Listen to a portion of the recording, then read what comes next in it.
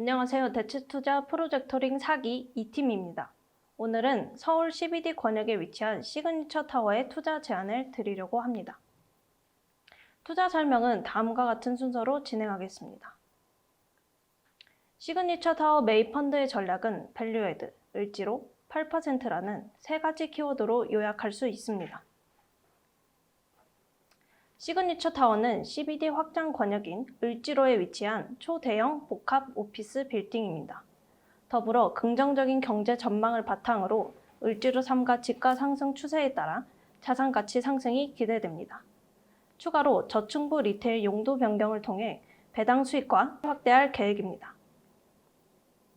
주요 투자 조건과 투자 물건의 상세 정보는 다음과 같습니다. 그 다음으로 투자 시장 분석과 투자 대상의 특징에 대해 설명드리겠습니다. 첫 번째로 코로나19 백신 공급으로 인해 세계 경제와 내수 시장이 회복되고 있습니다. 최근 발표된 미국 고용 지표는 시장 기대에 미치지 못했고 한국의 백신 접종 속도가 예상보다 더뎌 앞으로 저금리 기조가 유지될 것으로 보입니다. 따라서 지금이 투자하기에 적절한 시기라고 할 수 있습니다. CBD 권역에서는 신규 프라임 오피스 공급이 향후 5년간 제한되어 있습니다. 추가로 CBD 권역의 흡수 면적을 통해 견고한 수요가 뒷받침되고 있음을 확인할 수 있습니다. 최근에 CBD 확장 권역인 을지로까지 수요가 이어지고 있습니다. 을지로 권역 프라임 오피스가 높은 매매가로 거래되고 이미 우량한 기업이 을지로 오피스에 입주해 있다는 사실을 통해 확인할 수 있습니다.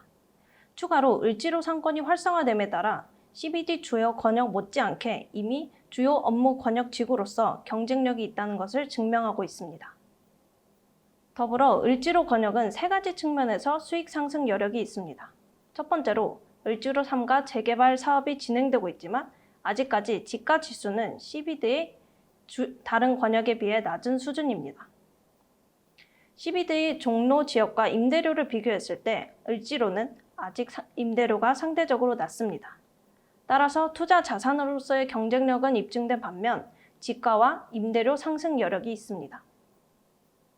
마지막으로 을지로 상권은 배후 수요가 풍부합니다. 따라서 저층부를 리테일로 용도 전환하는 밸류 애드 전략을 통해 추가 수익을 얻을 수 있습니다.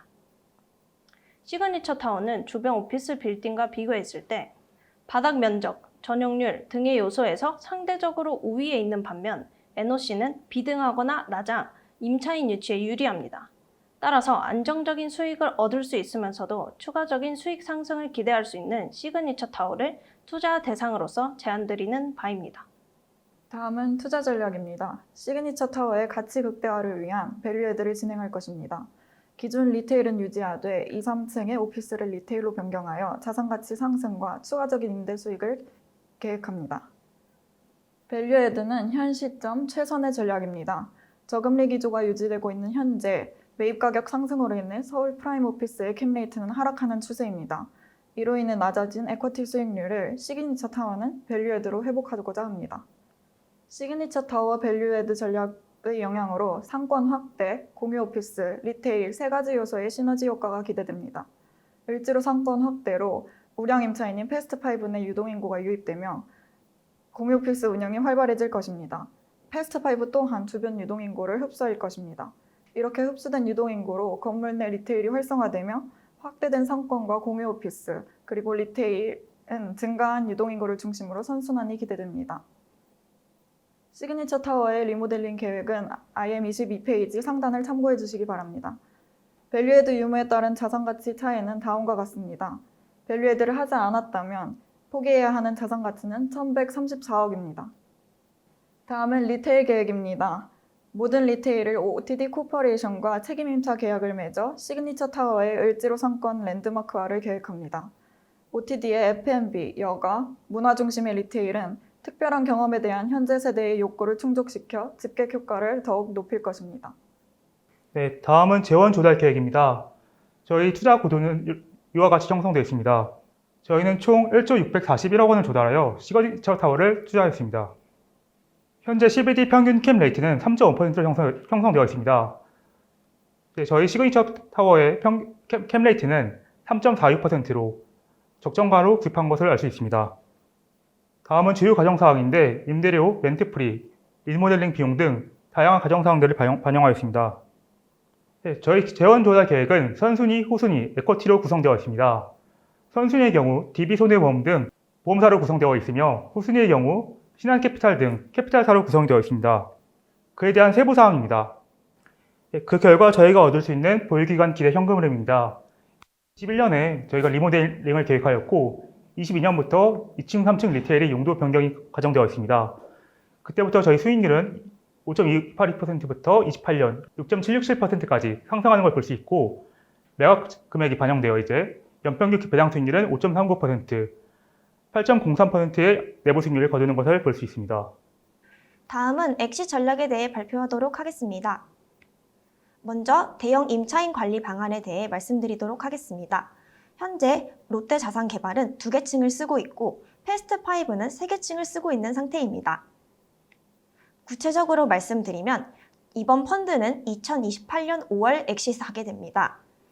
롯데자산개발은 펀드 만기 전인 26년 계약이 만료되는데 공시를 막기 위해 저희는 24년부터 롯데자산개발과 재계약 협의를 할 계획입니다. 패스트5의 경우 28년 엑싯 이후 시점인 2034년까지 장기 계약을 맺어 공실 우려가 없는 상태입니다. 만약 시나리오 1과 같이 롯데자산개발과 재계약이 성공하게 된다면 2030년 7월까지 롯데자산개발과 계약을 이어나갈 계획입니다. 반면 시나리오 2에서 롯데자산개발과 재계약 협상 시도가 실패할 경우 24년부터 신규 임차인 마케팅을 통해 공실을 방지할 계획입니다. 신규 임차인으로는 MD 계약을 맺은 OTD 코퍼레이션이 유력합니다. OTD 코퍼레이션의 경우 현재 2021년 시그니처 타워와 300m 거리에 있는 대신 파이낸스 센터에 위치해 있습니다. 시그니처 타워로 오피스 이전 시 임대료 부담이 소폭 증가하지만 저희가 임차인에게 렌트프리 4개월을 제공하고 있다는 점과 저희와 MD 계약을 맺은 파트너 관계라는 점에서 신규 임차인 유치가 유리할 것으로 예상됩니다. 지하 1층부터 3층까지는 OTD와 마스터리스 계약을 통해서 엑식 시점까지 공실 위험 없이 안정적인 임대 수익이 기대됩니다.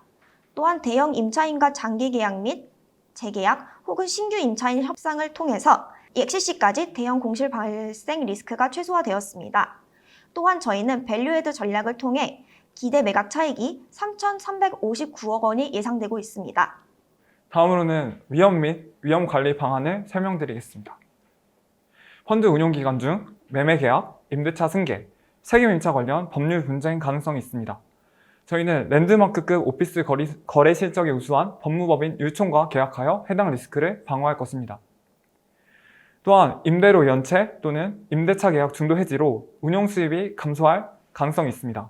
저희는 임차인의 신용 등급 및 연체 이력을 추적하여 저신용 임차인의 경우 중도 해지 불가 또는 위약벌 조항을 추가할 것입니다.